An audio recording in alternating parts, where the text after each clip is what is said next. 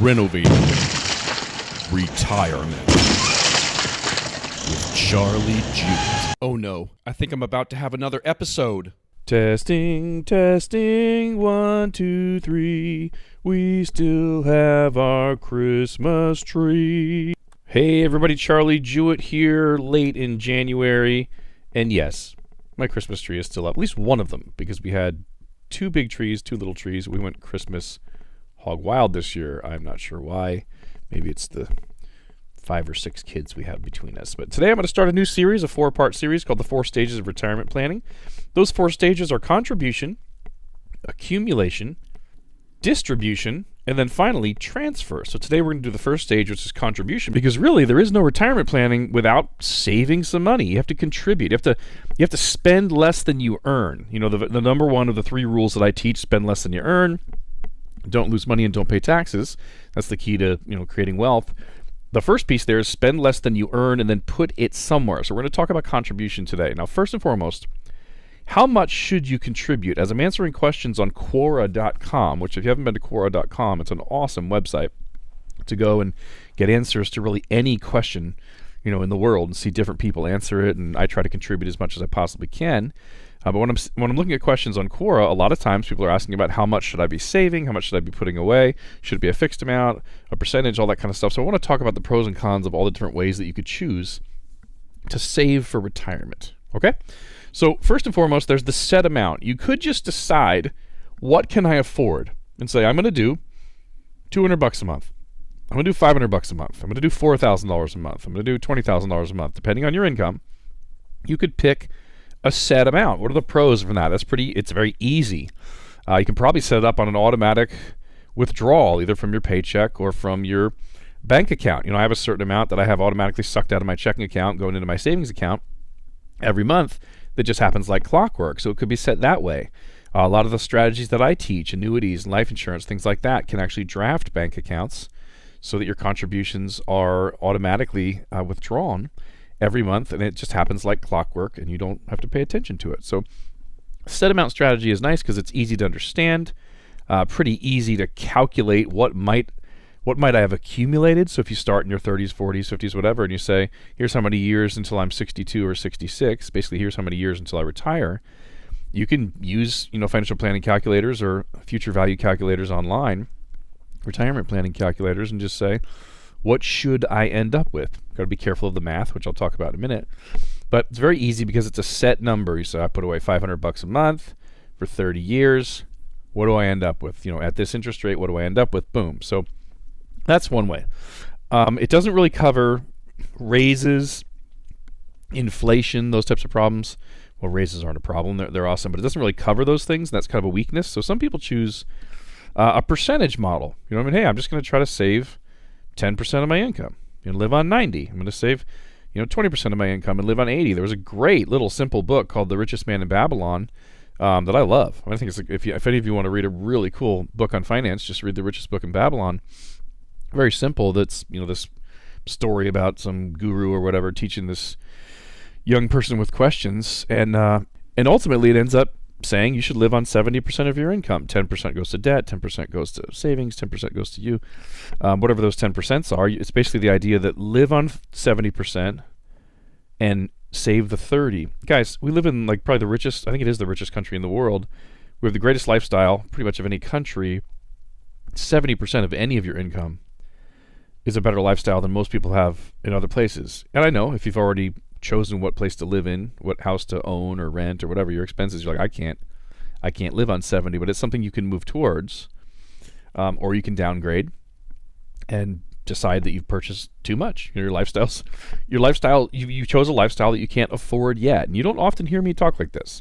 I'm not really one of those financial advisors that's like, hey, stop going to Starbucks because it costs you $5 a day, and at the end of your life you will have lost $17 trillion. Slurp, slurp, slurp. That's not really my style. But it is true that Americans overspend and live in ways we can't afford, and therefore don't save as much money as we should towards the rainy day fund and towards retirement. That's why I think when I first started my career, 5 or 6 years into it, there was a study from 2005 that said, by age 62 only, or I think it was age 65, only 4 to 5% of Americans have enough money to retire on and have the same income when they retired. Well, that's failing pretty bad. I failed some tests in junior high and high school, but I never got a 4 or a 5, right?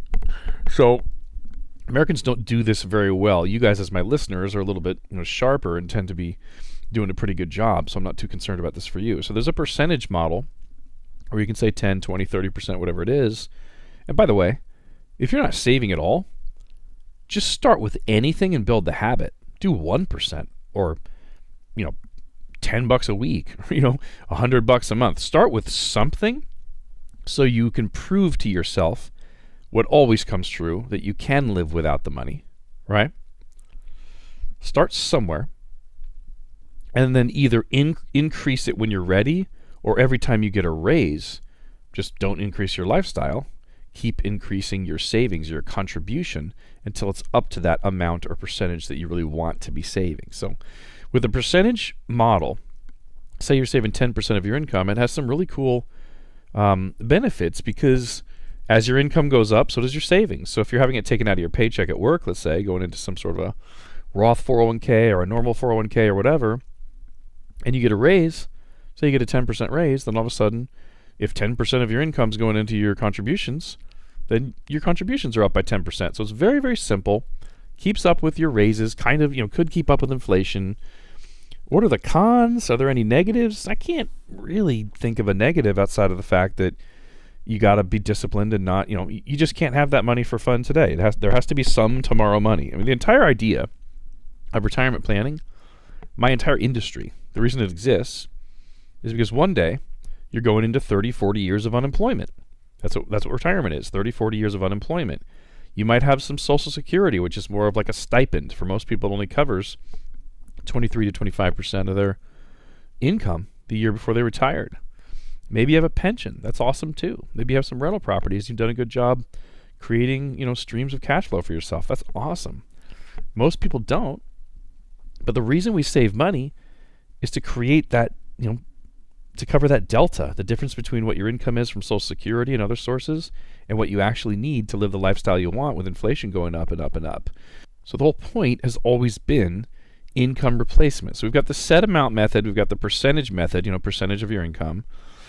And then there's another method, which is, I think, a little bit more mathematical, but kind of could be frustrating, is the working backwards from what you think you're going to need. So if you were to say, okay, today I make $50,000 a year, what is inflation? You got to come up with something you're going to use, right? The government keeps messing with the inflation numbers, so they're not truly accurate. But if you picked what real inflation is, you'd find out you have to save more than 100% of your paycheck. So it's incredibly frustrating. So if you built in like 3% inflation or 5% inflation or whatever, and you said, okay, I'm 51 years old, I'm going to retire at 65, so that's 14 years. I'm making $50,000 a year right now. What would be equivalent? So you increase it. You'll go to a future value calculator. You do 50,000, 4% for 14 years.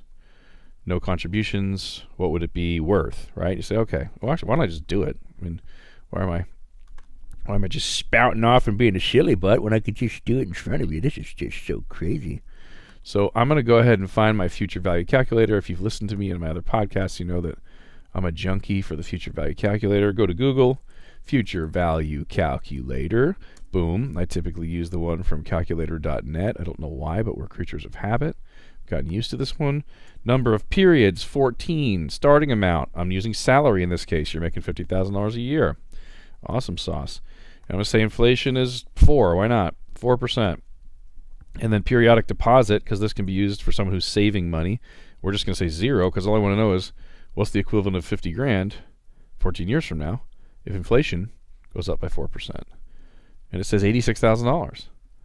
All right. So then you're like, okay, at age 65, I need to be making $86,500 a year from my all of my retirement, all my sources of income.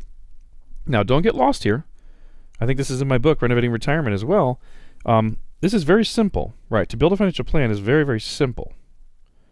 You say, what's my need? I need to be making $86,000 or $86,500 a year. when I'm 65 years old. Then you say, what sources of income will I have if I don't save any money or without my investments? You're going to say, what's my Social Security number? It's easy to get your Social Security estimate by logging into My Social Security or looking at your statements or whatever. There's some stuff they leave out, but you can get an estimate. And you can look at your rentals and what they might be if they go inflate by 4% a year too.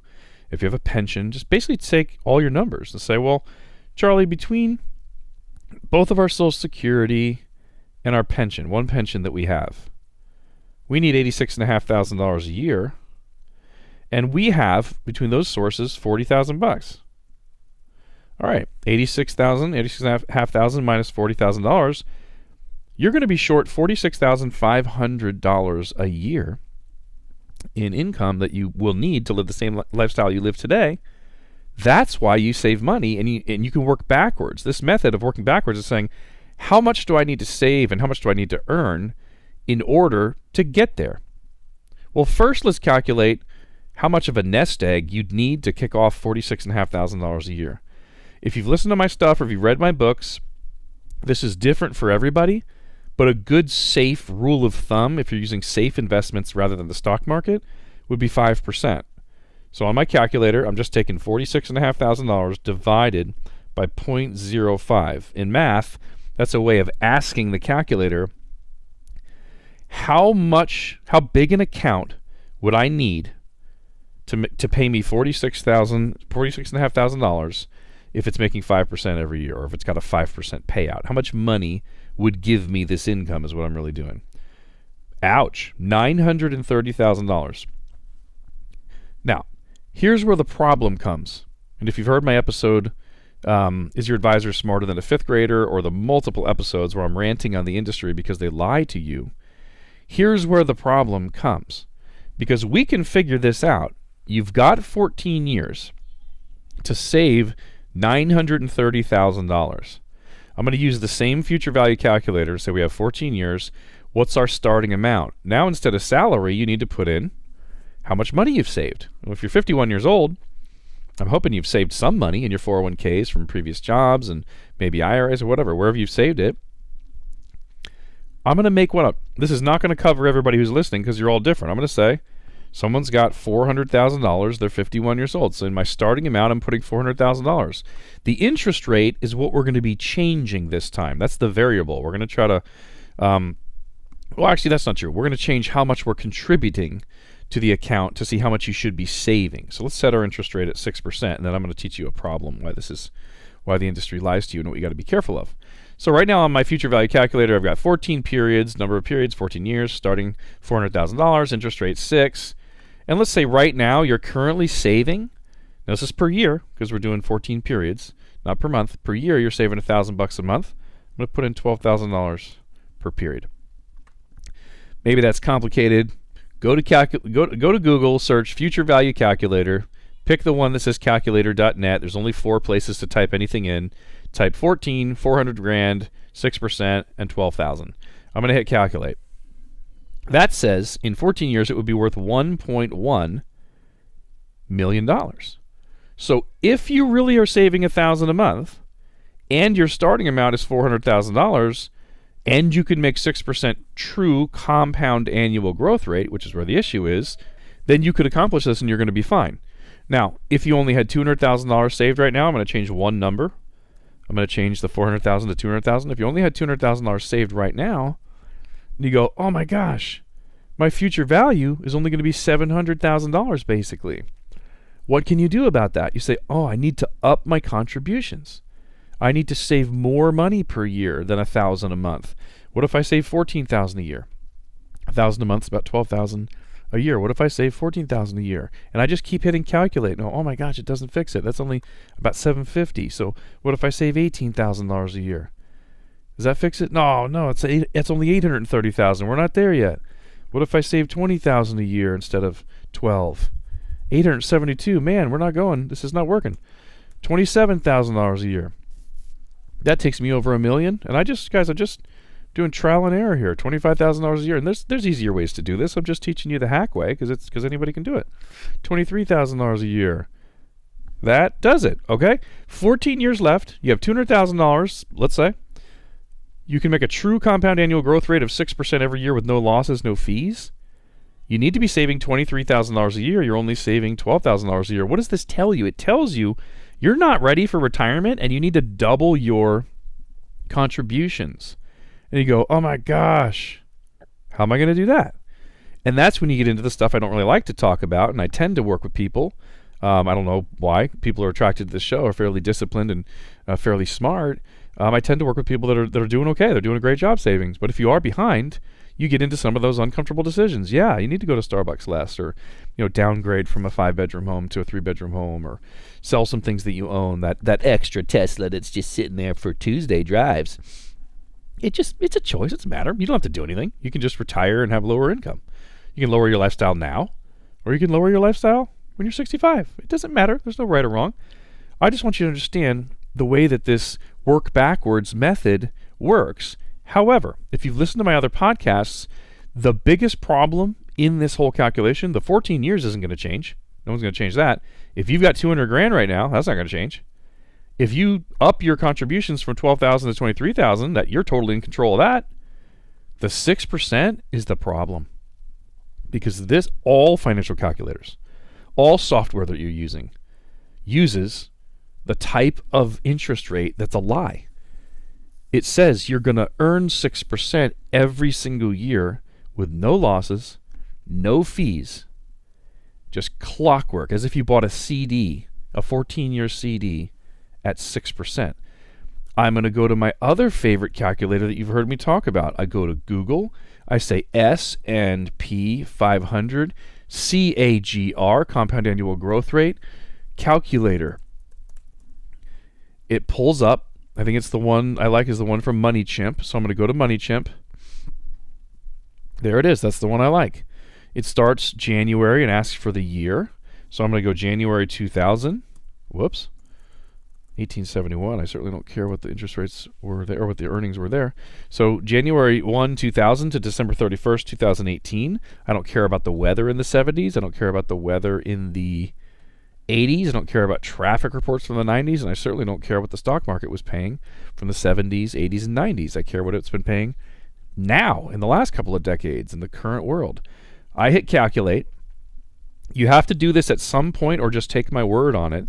There's two numbers that come up at the top here. Average, it's in quotes, rate of return, and then annualized return equals true CAGR. And during this time frame, average was 6.41, and CAGR was 4.83. What this future calculator is doing, the first thing I was working on, the 14 years, 200,000, blah, blah, blah, it says 6%. But the market hasn't even made 6% in the last 18 years, and that's assuming you're not paying a manager any fees, and that you're earning all of the dividends of the S&P 500, which most money managers are not going to be giving you. They're going to have you spread around into other things that don't have those dividends. So the true annual growth rate was 4.83. You have to pay management fees, right? You're not getting all the dividends. Look at it. Without dividends, watch this. Without the dividends, it was 2.85 before fees. So let's just pretend you are getting the dividends, which is unrealistic, and your management fee was 0.83 for some reason. Let's just go back to the future value calculator.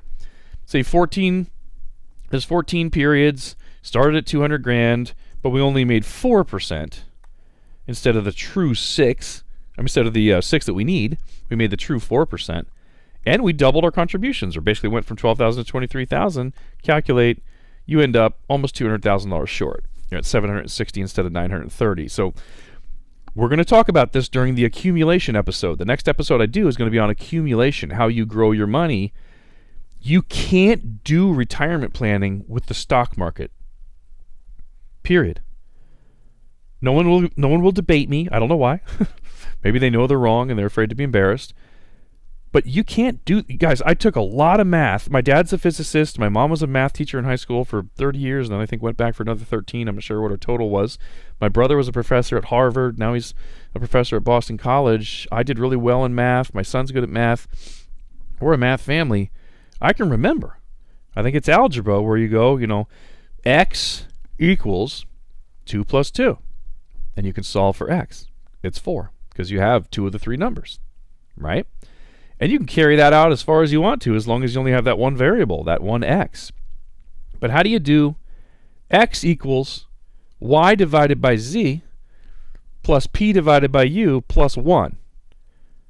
How do you solve for those 3 or 4 variables, all those unknowns? There are too many unknowns. If you use the stock market for your retirement planning or for your income during retirement, you have all variables except for one. During the accumulation phase or contribution, you know how much you're putting in. Okay, you're putting in $2,000 a month, let's say.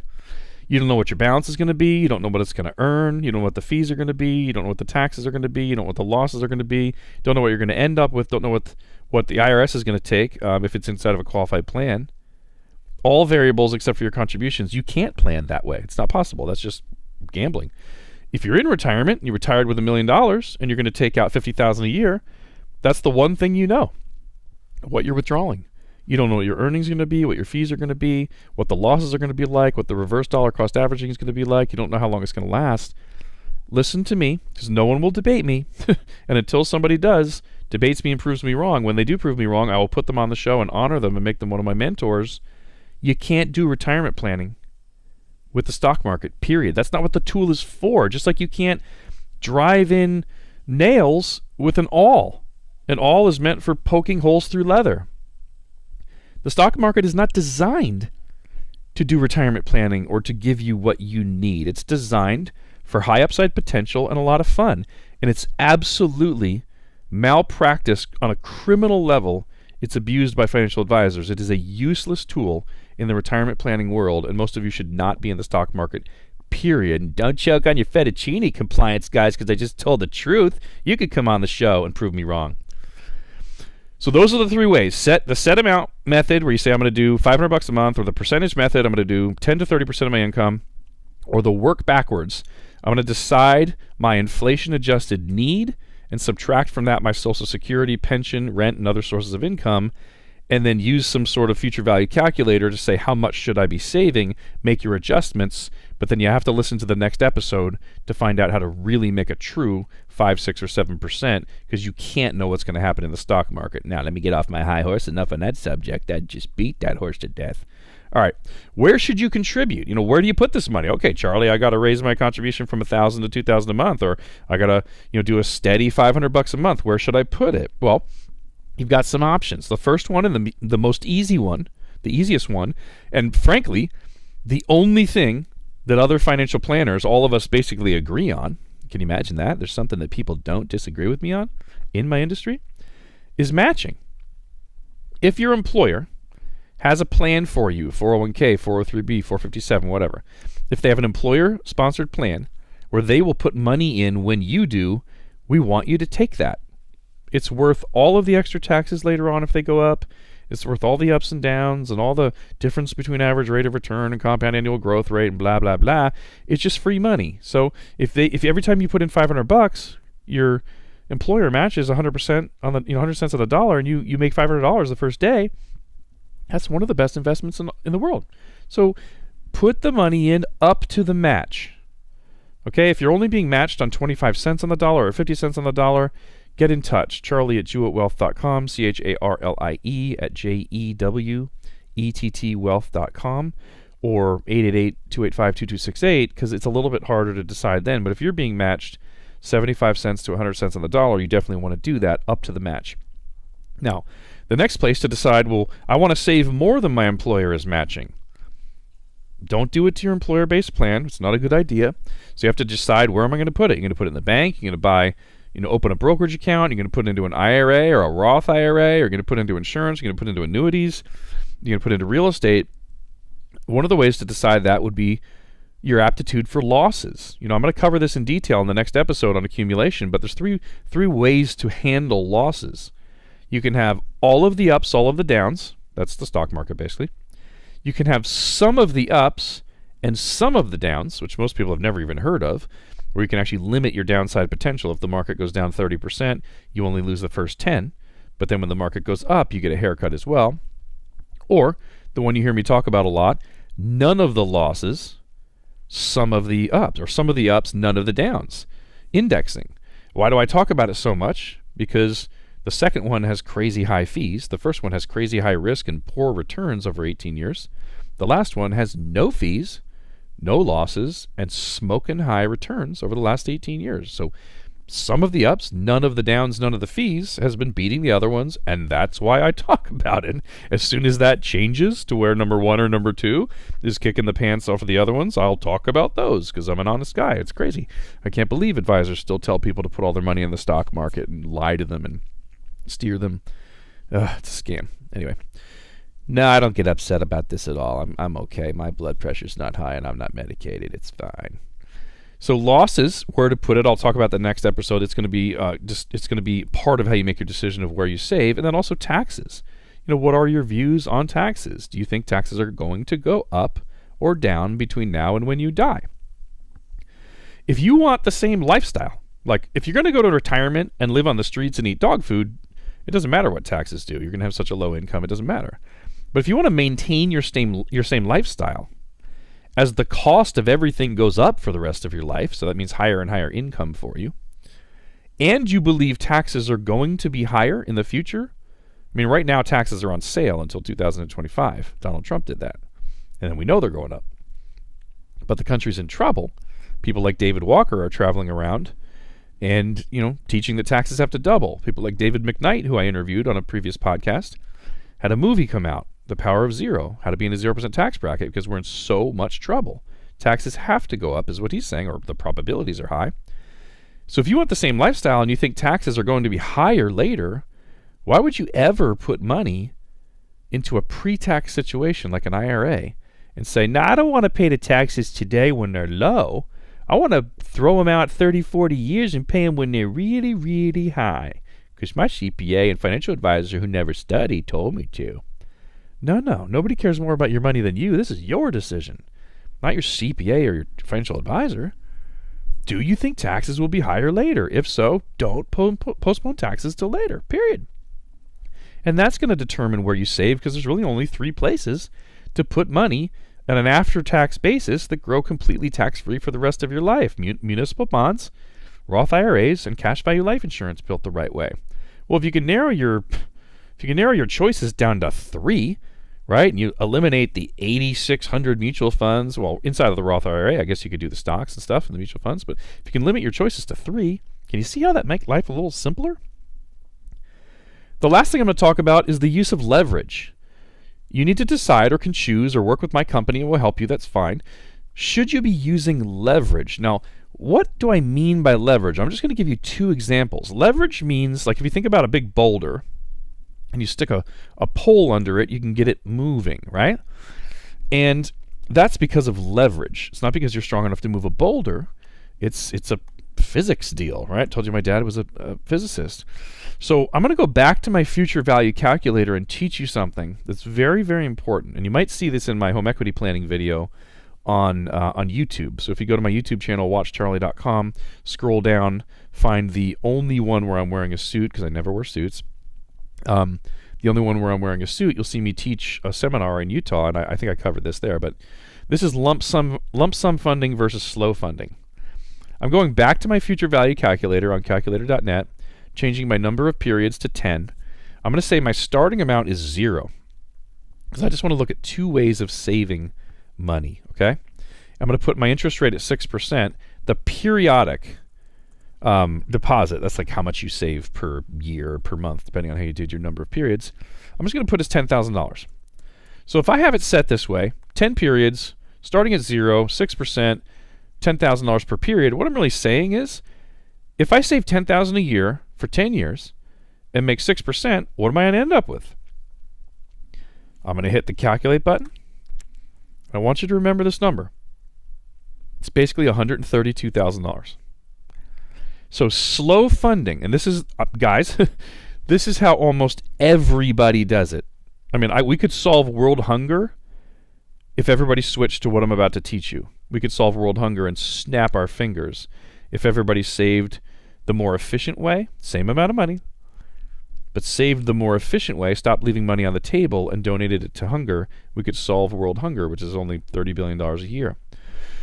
So this is the slow pay way. This is like putting money into IRAs every month, putting money into 401ks every month, putting money into stock brokerage every month, paying life insurance every month, putting money into annuities every month, whatever. I'm going to change one thing. I'm going to go to my starting amount and say, what if someone would lend you $100,000? What if someone would lend you $100,000 for 10 years? And your payment on that was $10,000 a year, but I'm going to change my periodic deposit to 0 because you're not putting money into the account. So behind the scenes here, you're paying that same $10,000 a year. You're just paying it towards a loan, a 10-year amortized loan or whatever it is. If, this is the big thing, if someone would lend you the $100,000 and you could have it up front and you put it in. So now my 4 fields say 10 years, number of periods, 10, starting amount, 100,000, interest rate, 6, same interest rate. Periodic deposit, you're not putting anything into the account, but behind the scenes, you're paying for the use of the money. Hit calculate. This is the same $10,000 a year for 10 years, but you rented the money up front, and you end up with $179,000 instead of $132,000. Guys, I've done the math on that before. It's like 35 to 38% better returns over a 10-year period. Imagine over 30. Let's do it over 30 years. By the way, let's do it over 30 years. I said that out loud. No, I'm curious. So I've got this one pumped in. I just changed my number of periods to 30. I have $100,000 for 30 years. I pay $10,000 a year behind the scenes to somebody. It's making 6%. I end up with $574. Let's remember that number. Change my starting amount to 0. Put in $10,000 a year for 30 years. Now my 4 fields say 30. 0 starting amount, 6% interest rate, $10,000 a year for 30 years. The old way, the lump sum way was $574. Aha! I caught a mistake. You guys, I just tell you about my mistakes in front of you guys so you can fix your own if you find them. I didn't do apples to apples because this says $790, and I'm like, wait a minute, that's higher than the other one. But here's the mistake I made. So now we're going to remember the $790. The mistake I made is here. $10,000 a year for 30 years is actually saving. That's actually a total of $300,000, right? I only used $100 when I did the lump sum. So right now, this one says 30 periods, 0 starting amount, 6%, $10,000. That's a way of saying, what if I save $10,000 a year at 6% for 30 years? You end up with $790. We're going to remember that number. Now I'm going to go in and change the starting amount to $300,000. What if somebody would lend you $300,000 right now, and you paid them behind the scenes? It's not going to be inside the investment. I don't mean outside of the IRS knowing about it. I just mean it's not inside the calculator here. So you pay them that same $10,000 a year for 30 years to rent $300,000 up front. You hit calculate. What do you end up with? $1.7 million instead of $790. 1.72 instead of 7. You end up with $1 million more dollars. That's over 100% more money. So one of the ways to use leverage is, I don't know, do your parents own a home free and clear? Do your parents have some home equity? Do you have a friend that has home equity? Do you have good credit? If you have a way, of borrowing, let's say, put a line of credit on your parents' house, borrow $100,000, lump sum fund your retirement, pay them for 10 years, and then check and see and maybe do it again. All I'm saying is, I'm not saying this is easy, right? I would like to start a company that makes this easy, that has this money available for everybody at all times, because we could solve world hunger like snapping our fingers. We now interrupt this program because Charlie Jewett had a bright idea. Guys, I want to insert something here in the middle of this episode. Just think of the sheer numbers of people. I mean, there's 74, let me go back to my statistics here. There's 74 million baby boomers. And they all tried to pay off their homes. And a lot of them had children. And now those children are working while the parents are sitting in a free and clear house, or at least a house with a lot of equity. Think of how much lost opportunity that is. That's why I say we can solve world hunger, or you guys can just have a better retirement, or both. Any family that's set up where the older parents have equity sitting in a house waiting to leave it to the kids when they die, while the younger kids, while the younger generation, the 20, 30, 40-year-olds, even 50-year-olds are working, slow paying, putting monthly savings into their retirement instead of renting a big chunk of money and paying the parents. I just showed how that would be losing $1 million over 30 years. Think of how huge this is.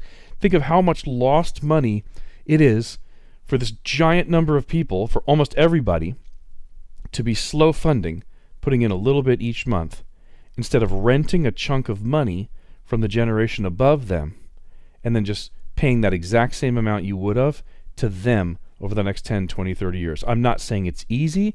I'm saying for any family that has enough trust to do this, or if you're the parents, offer this to your kids. If you're the kids, ask your parents to listen to this episode. If anybody wants help with this, I will help you. My team will help you. Call us. We'll get you and your parents on the phone and explain the entire thing. Charlie@JewettWealth.com. CHARLIE @JEWETT wealth.com or 888-285-2268. We will help you do this, but there's no reason to be slow funding a retirement if someone in your family has equity sitting inside of a house doing nothing, especially if they're directly above you, parents or grandparents, and they're going to be leaving it to you as part of your inheritance. And that's all I want to say on that topic. Back to the regularly scheduled program. That's one way of doing leverage. I'm going to cover the other one really quickly because we'll have entire shows on this. But in the world of insurance, so if you believe taxes are going to go up and you want to pay taxes today and get it over with when they're low, and you want to make a lot more money tax-free later on, you can use cash value life insurance. Well, there's the non-leveraged way, which is awesome, and then there's the leveraged way, which is super awesome. The leveraged way works like this. Banks don't care what they lend you money on as long as they're safe. They don't care if they lend you money on a home or for funding your retirement as long as they have collateral. If you're going to be buying cash value life insurance, banks will actually lend you money so that you can put in 4 times the premium. Meaning if you were planning on putting in $100,000 over 10 years, let's say, they will lend you the other $300,000 and you actually have $400,000 go in over that time. There's no recourse if things go wrong. You don't get in trouble. The policy is the collateral. You don't have to put up other collateral. Yes, there's interest to be paid, just like when we buy a home. When you look at the numbers, these have been stress tested against the Depression, by the way, and they still work. When you look at the numbers of having 4 times the premium but paying interest for some of it, you end up with 60 to 70% more retirement income for the same exact dollars that you're putting in, and that's because it's leveraged.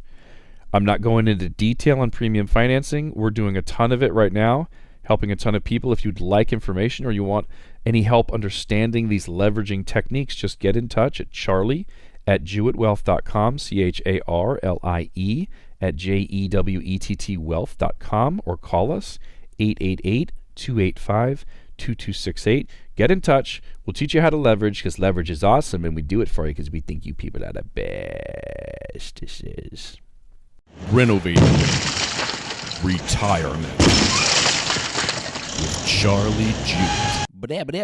That's all, folks.